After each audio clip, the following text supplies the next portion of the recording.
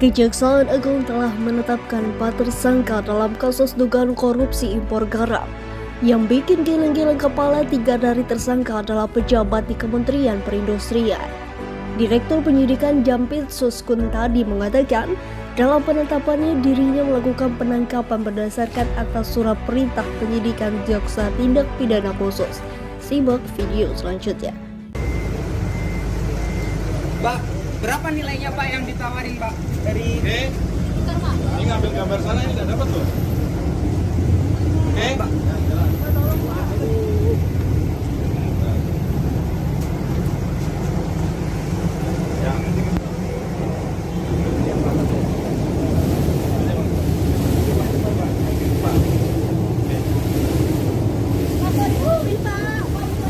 Pak, berapa nilai yang diberikan Pak kepada Assalamualaikum warahmatullahi wabarakatuh. Om Swastiastu. Selamat sore rekan-rekan media. Terima kasih atas kehadirannya pada sore hari ini. Kami Jaksa Agung Muda Tindak Pidana Khusus akan mengumumkan 3 perkara sekaligus. Pertama, terkait dengan perkembangan penanganan perkara bakti Kominfo, kemudian perkara PT Superior Indonesia, dan yang ketiga adalah perkembangan penanganan perkara penetapan tersangka dalam perkara impor garam. Saya akan membacakan satu penanganan perkara, yaitu terkait dengan perkara rajungan daging sapi pada PT Superior Indonesia. Bahwa perkara ini berdasarkan gelar perkara tanggal 21 Oktober 2022 sudah ditingkatkan ke proses penyidikan.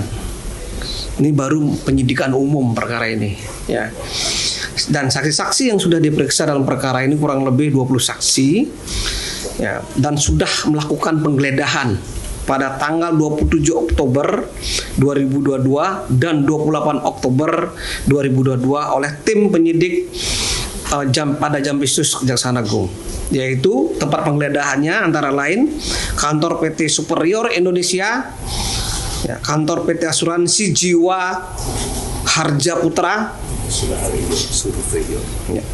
saya ulangi, kantor PT Superior Indonesia, kantor PT Asuransi Jasara Harja Putra, dan yang nomor ketiga adalah yang kita geledah, yaitu kediaman Bambang Isworo. Adapun hasil penggeledahan telah ditemukan dokumen-dokumen penting yang terkait dengan perkara ini.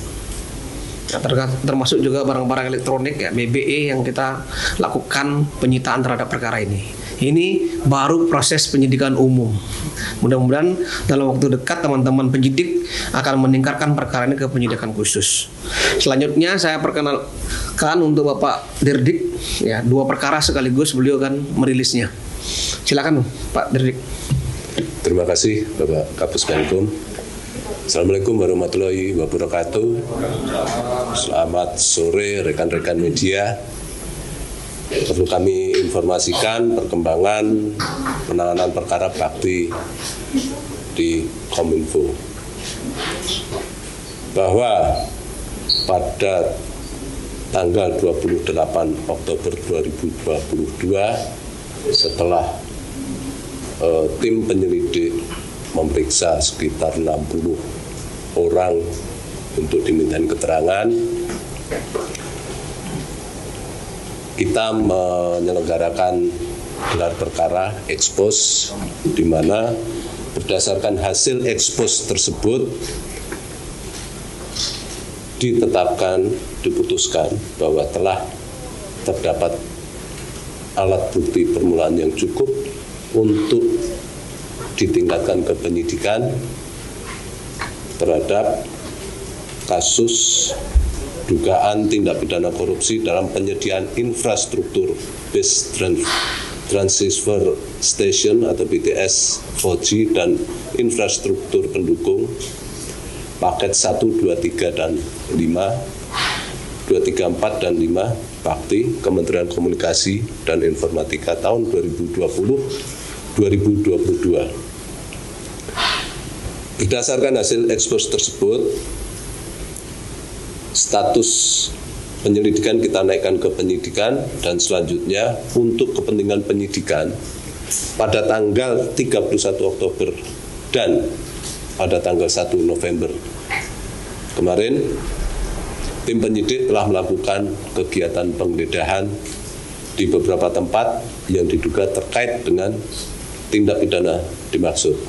Antara lain, 1. Kantor PT Fiber Home Teknologi Indonesia, PT Aplikanusa Lintas Arta, PT Infrastruktur Bisnis Sejahtera, PT Sansine Exindo, PT Moratelindo, PT Excelsia Mitra Niaga Mandiri, dan PT ZTE Indonesia.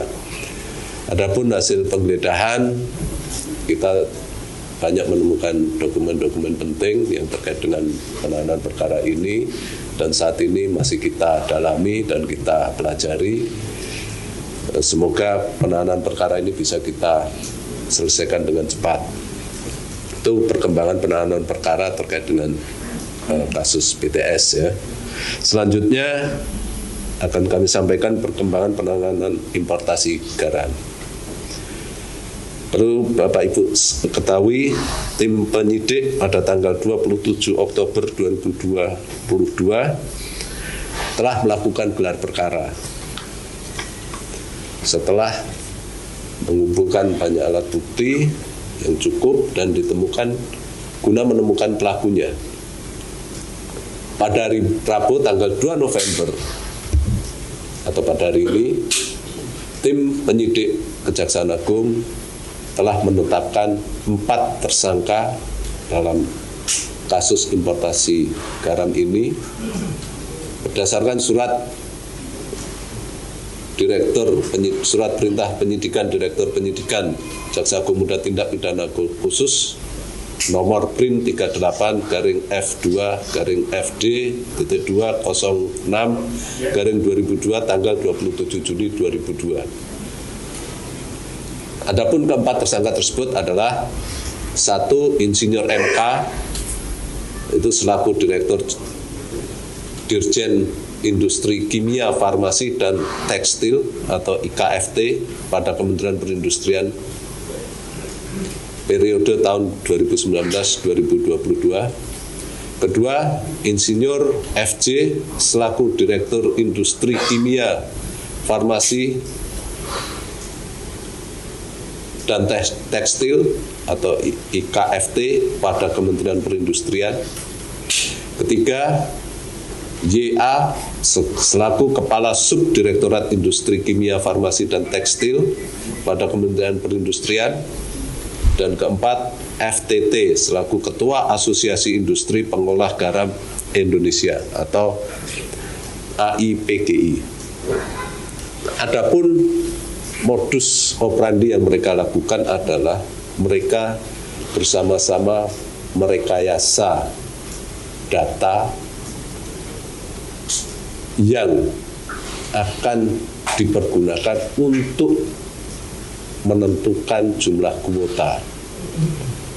Ya, data yang terkumpul tersebut tanpa diverifikasi bahkan direkayasa, tanpa didukung dengan alat bukti yang data yang cukup, sehingga ketika ditetapkan kuota ekspor terjadi kelebihan